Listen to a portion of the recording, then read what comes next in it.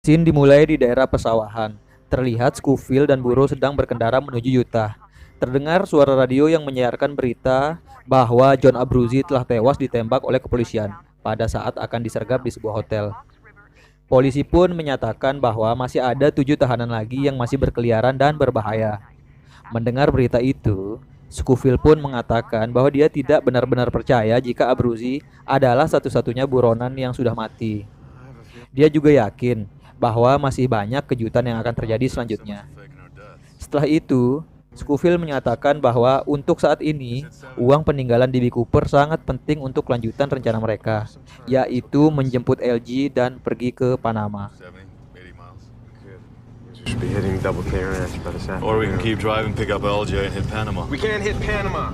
We can't hit. $5 million there. Outside of Tooele, Utah. Scene pun beralih ke sebuah hotel di mana terlihat Twinner sedang baring-baring bersama Debra sambil mengobrol. Dalam obrolan tersebut, Debra menyatakan keinginannya untuk berlibur ke Hawaii bersama Twinner. Mendengar hal itu, Twinner pun cuman bisa tersenyum.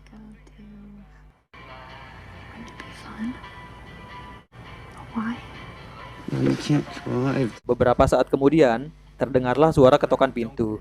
Debra berinisiatif untuk melihat siapa tamu yang datang. Ternyata itu adalah seorang polisi. Seketika itu juga, Twinner kaget dan langsung bersembunyi ke toilet. Pintu pun dibuka. Dan polisi itu langsung menanyakan Debra, apakah ia pernah melihat Twinner dalam waktu dekat ini? Sambil menunjukkan foto Twinner. Debra pun kaget dan bertanya, kenapa Pak Polisi mencari Twinner?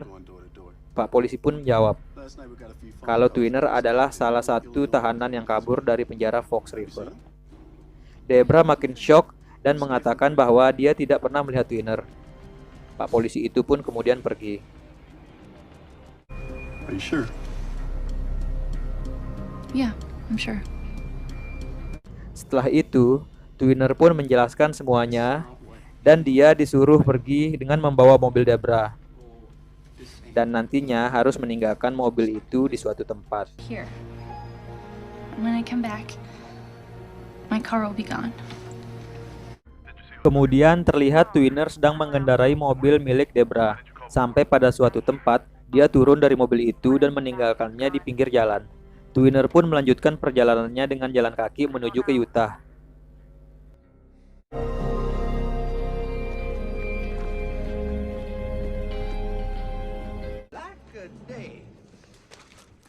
Setelah sampai di Utah, tiba-tiba ia bertemu dengan T-Bag. Pada awalnya, Twinner sangat kesal sekali. Kenapa ia harus bertemu dengan T-Bag di sana? Akan tetapi, T-Bag mengajaknya untuk bekerja sama agar mereka berhasil mendapatkan uang milik DB Cooper.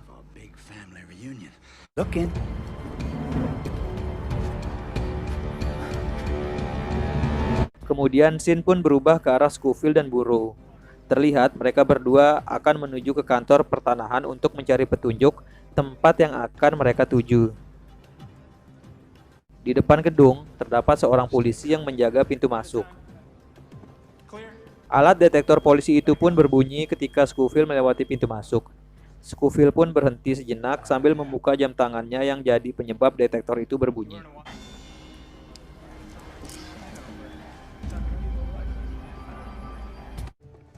Ketika sudah di dalam gedung, Scofield dan Burrow langsung menuju ke lantai atas, di mana ada kumpulan berkas-berkas mengenai semua hal yang menyangkut pertanahan di kota itu. Every parcel of land, the topography, building. Carl Kokosing, Double K. I don't like the way this. Setelah membuka salah satu berkas itu, Scofield pun heran karena dia tidak menemukan sesuatu yang dia cari. Ternyata ada satu lembar halaman yang merupakan peta tanah kota tersebut yang telah sobek. Karena tidak menemukan sesuatu yang mereka cari, Burrow pun langsung mengajak Scofield untuk pergi dari tempat itu. Karena ada orang yang sangat mencurigakan. Burrow takut jika orang tersebut berteriak memanggil polisi. Mereka pun segera pergi. Ketika keluar dari gedung, tiba-tiba terlihat T-Bag sedang berjalan di halaman gedung. Lalu mereka segera mengejarnya karena yakin kalau apa yang mereka cari ada di T-Bag. Tapi T-Bag mengatakan bahwa petanya ada di Twinner. you gonna do? Scream? Easy. I don't have it. Where is the kid? Scene pun beralih ke sebuah kereta api menuju Utah. Di sana, terlihat Franklin sedang duduk sambil mengobrol dengan seorang wanita. Kemudian, tiba-tiba dia melihat kondektur kereta api beserta 2 orang polisi datang ke arahnya. Dia pun tahu bahwa polisi tersebut akan mengejarnya. Untuk itu, dia segera lari menuju ke gerbong belakang dan langsung terjun ke sungai yang ada di bawah rel kereta api itu.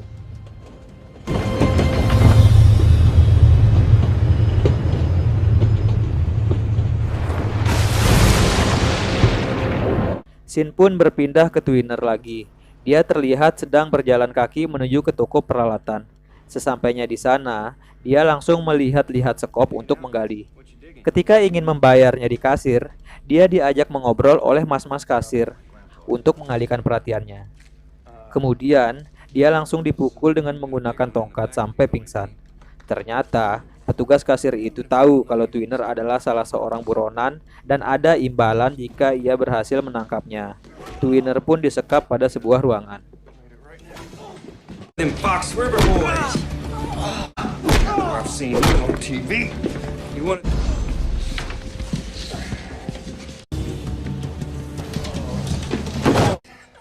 Tidak lama berselang, Scofield pun datang ke toko itu. Kemudian, dia melihat topi Twinner dan sekop yang sudah tergeletak di lantai. Scofield menjadi sedikit curiga pada petugas toko. Stay right there. Langsung saja dia meninjunya dan kemudian dia mencari Twinner yang sedang disekap. Burrow juga ikut menghajar petugas kasir itu dan mendodongnya dengan menggunakan pistol. Where's the kid? Go. Scene pun beralih ke Las Vegas. Di sana, terlihat Sucre sedang mencari Marie Cruz, pacarnya yang sebentar lagi akan menikah dengan orang lain. Di sini, dia tidak bertemu dengan Marie Cruz, tetapi dengan kakaknya yang bernama Teresa. Sucre meminta tolong kepada Teresa agar bisa bertemu dan meyakinkan Marie Cruz untuk membatalkan pernikahannya.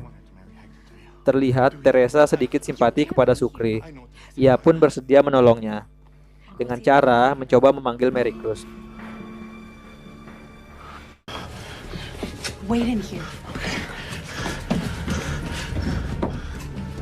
Akan tetapi, bukannya Marie Cruz yang datang melainkan calon suaminya yang bernama Hector. Jadi Hector ini adalah masih sepupu dari Sucre sendiri. Hector mengatakan bahwa dia akan menyuruh Marie Cruz untuk memilih antara dirinya dan Sucre. Kemudian, terdengarlah suara sirine polisi mendekati tempat mereka. Karena takut, Sucre pun tidak bisa berlama-lama di sana dan langsung bergegas pergi, walaupun dengan berat hati. Ternyata, Teresa lah yang memanggil para polisi itu.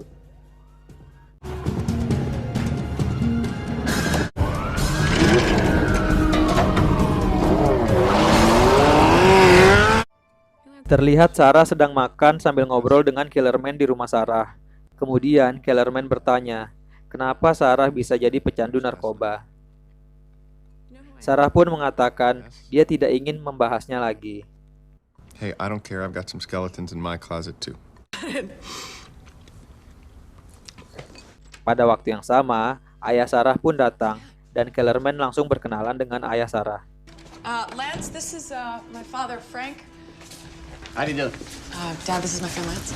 Setelah itu, Sarah dan ayahnya masuk ke sebuah ruangan untuk berbicara empat mata. And I've been thinking a lot about, we've been talking a lot about making amends. Kesempatan ini digunakan oleh Kellerman untuk mencari informasi tentang Scofield dan Burrow. Ia pun melihat angsa kertas yang dikirim oleh Scofield untuk Sarah. I wanted to tell you that I'm sorry. But you don't. Why I did it. Ada beberapa angka yang merupakan suatu petunjuk yang tertulis di angsa kertas itu. Kellerman pun langsung mencatat angka tersebut dan menelpon kantornya untuk menanyakan maksud dari angka-angka itu.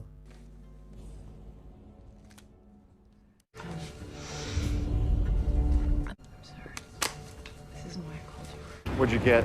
The line is disconnected. Kellerman. We ran that tracer request. Who's Scene pun beralih kepada Mahon. Terlihat dia sedang menemui seseorang pemuda yang merupakan penjual berbagai jenis obat. Ada satu obat yang sangat dibutuhkan oleh Mahon, yaitu midazolam. Jadi midazolam ini adalah obat penenang dan pengurang rasa sakit akibat pengobatan medis.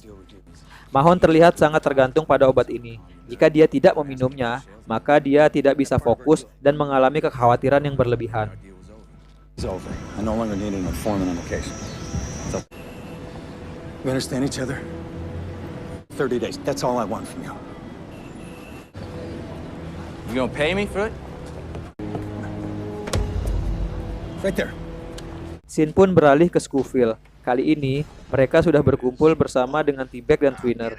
Ketika Scofield menanyakan di mana peta lokasi harta itu berada, T-Bag sudah menelannya. Hal ini T-Bag lakukan agar hanya dia sendiri yang tahu lokasi dari harta tersebut, sehingga akan tetap dibutuhkan oleh Scofield dan Burrow.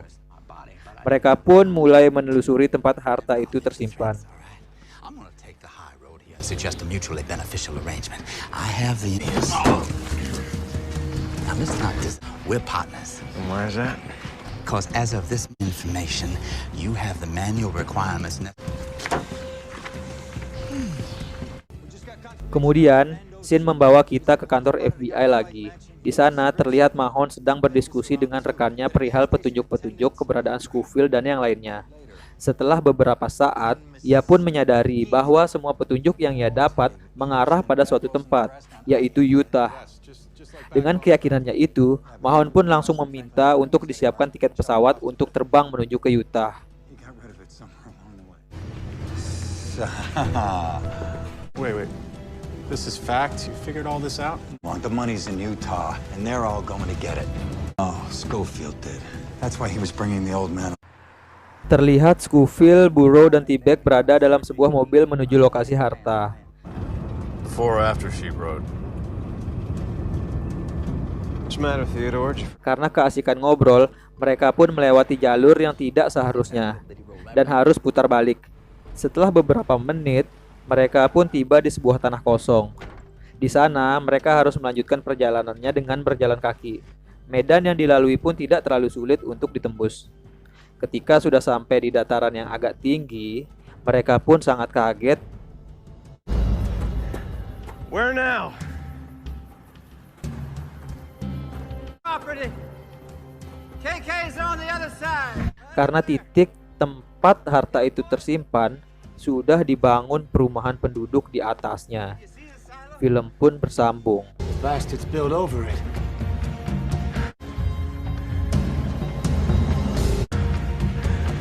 It's gone.